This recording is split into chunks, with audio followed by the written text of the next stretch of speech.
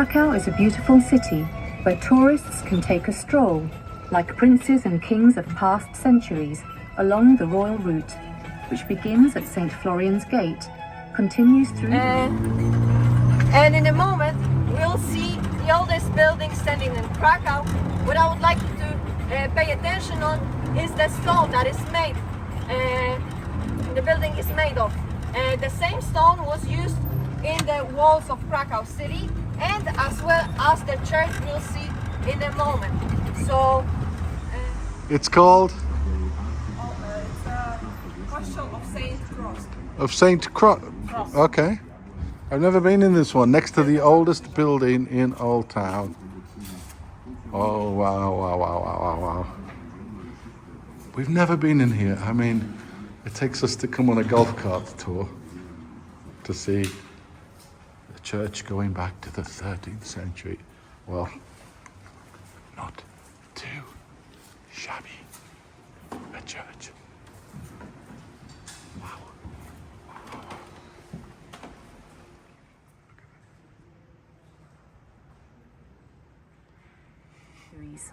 At their largest, the walls had 47 towers. The preserved northern part of the walls, with its St. Florian's Gate, 4 towers, furriers, haberdashers, carpenters and woodsmen. On our left.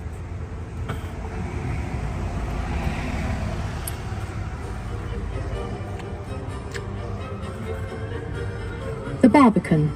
It is the most precious monument of defensive architecture in Krakow, and the most impressive building of its kind in Europe.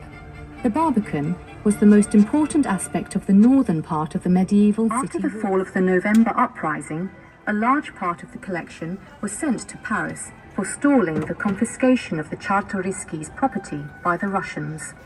In 1870, Prince Władysław Czartoryski took efforts to move the collection to Krakow. Painter in Poland. We can do a little bit social experiment and show a painting of him and ask people if they are familiar with that. I'm sure they would. So this is priest, every video, always, priest or none. St. Anna's Church. This building, located on a street with the same name, is an academic church.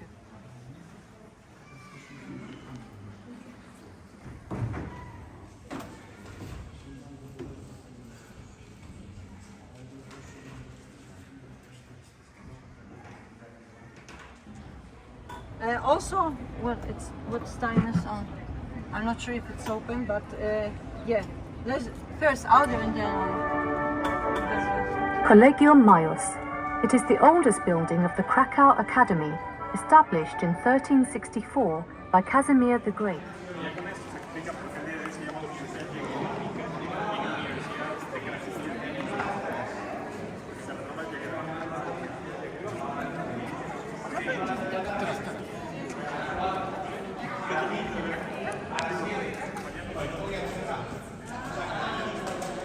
Construction dates back to the end of the 13th century, and the whole tower has survived to this day in its original Gothic shape and detail. Despite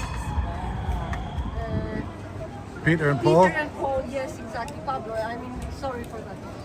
Yeah, that's fine. Yes, the one and the second one that we can see over there is St. Andrew Church.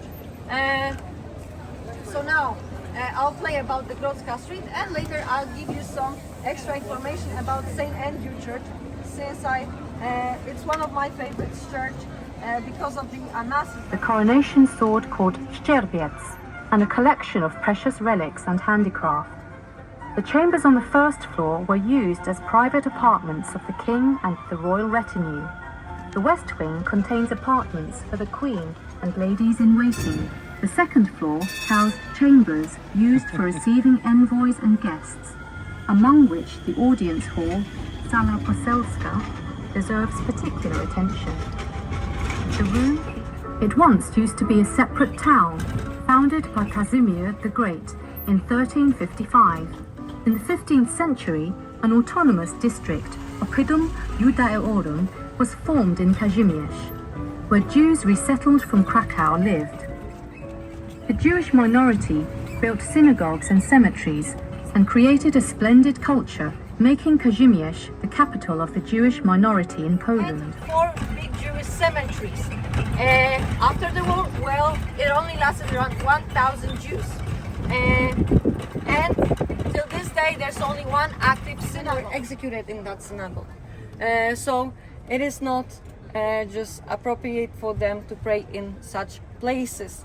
In a moment, we'll just drive a little bit further for a better view, since there's some Synagogue still standing in Poland, which was probably built at the beginning of the 15th century. Writing on an original collection box reads 1407. For centuries, the synagogue was a religious and administrative center of the Kazimierz Jewish community. It survived a few fires and was rebuilt several times. A thorough restoration carried out at the beginning of the 20th century. Szeroka Street. Since the 15th century, the street has been the heart of Jewish Kazimierz. The importance of the street is reflected in the fact that it had 4 synagogues unseen anywhere else in Europe. the only one active synagogue that you can find in Krakow. Today, as it's Shabbat, it's closed for the visitors, but tomorrow it's open again. So now we can see a small square surrounded with an ornamental fence in the shape of a menorah, a 7-branched candelabrum, which is a symbol of Judaism. It was the oldest Jewish cemetery in Kazimierz of the Holocaust, erected by the Nissenbaum Family Foundation. Yes. So the stone is just on our right. On our right, there's a Hamza restaurant. That building was a house of Kahal, and Hamza, the hand sign like this, is a sign of protection. Not only used in Judaism, also in Hinduism and even in Islam. So it's quite universal. So we can see pre-war shops, which mostly have now been converted into enchanting little cafes with a unique character. Preserved original furnishings and equipment are the most interesting elements of the decor. Sitting here over a cup of coffee or a glass of wine, one can go on a nostalgic journey in time. it's a meeting in Hebrew, and that place was a place of unusual meetings, since it was not Orthodox synagogue. So now, audio about the temple.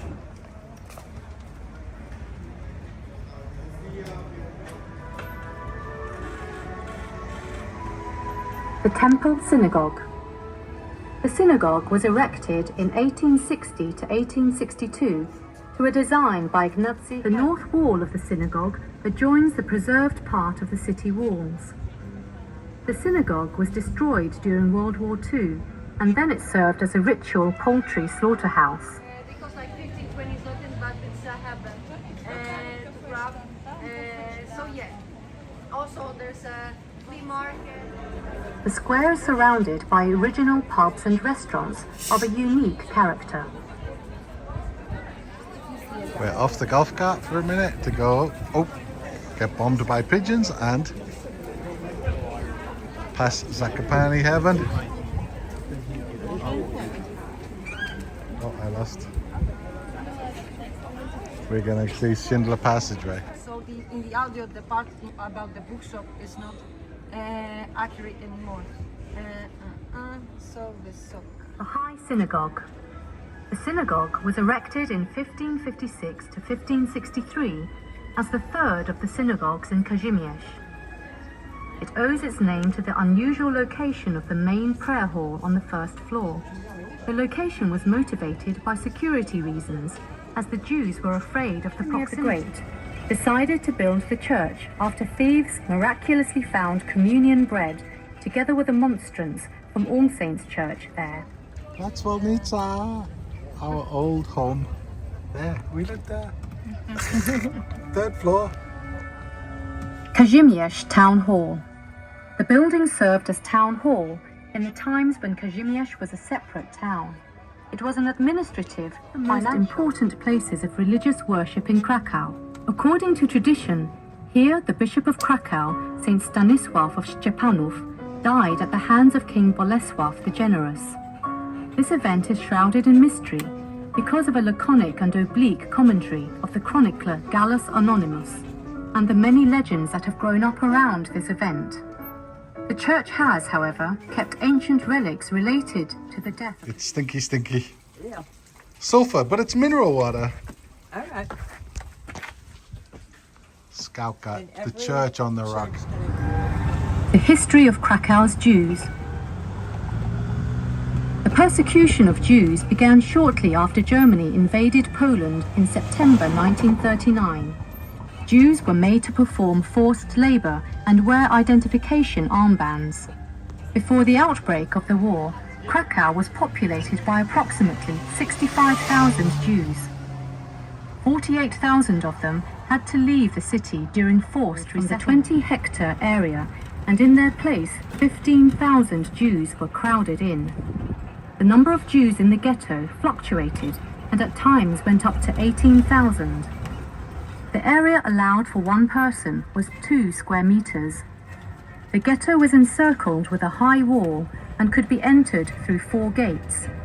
In Zgoda Square, Concord Square, at the end of Lwowska Street, at the end of Limanowskiego Street, and the main gate at the junction of Limanowskiego Street and Podgórski Market Square. On the 13th and 14th of March, 1943, the Nazis carried out a liquidation of the ghetto. 2,000 people were murdered, and the rest were moved to the Auschwitz camp. Okay, so on our right, Apteka pod Orłem, the Eagle Pharmacy. In the pictures, Tadeusz Pankiewicz, a pharmacist and Polish man. He had unfortunate view over the ghetto's Hero Square. About the square in a moment. First, we'll listen the audio about the pharmacy and what was happening in the pharmacy.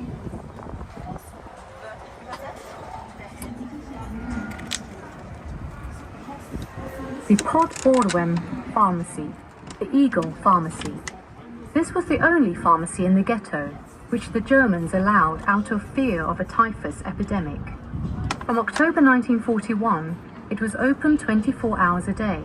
Its owner, pharmacist Tadeusz Pankiewicz, apart from providing Jews with medicines, also ran a contact box, a place of information exchange and shelter for Jews. Where we can find chairs, where one chair symbolized 1,000 Jews that used to live in Krakow and surrounding area before the war. That's why we have 70 chairs over here. What was happening on this square? I'll leave it for the audio. As Tadeusz Pankiewicz was a witness of the cruelty that took place over here, he also tried to help somehow Jews. The easiest, however significant example, he died. World War II. Here was the border. Facing the Vistula River, Ghetto A was on our left-hand side, and Ghetto B on our right-hand side. Here, assemblies and selection of people took place. The square also witnessed cruelties which the Nazis performed on the Jews. In its present arrangement, the square is a monument which commemorates its tragic history. The monument consists of a group of metal chairs of different heights. Its designers were inspired by stories of the Germans throwing furniture out of the windows of Jewish flats. The elusive character of this meaningful work of art is a challenge for tour guides, as it cannot be explained literally. Schindler's factory. Yes. So in a moment, on our left, the actual factory. So what is worth paying attention, the original gate in a moment, also pictures of people that Schindler saved in the windows. Schindler's factory. At 4 Lipowa Street, there is a building where in 1937 the factory record, then overtaken by Schindler, was opened. The new owner extended it and initially began the production of dishes for the German army. Forced labor then. Okay, so on our right, the original fragment of the wall that once encircled the ghetto. Now we are outside of the ghetto. In a moment we'll see, we'll enter the ghetto once again. Okay, so now audio about the wall. Take a look at the shape. Probably you will recognize that. The wall of the ghetto.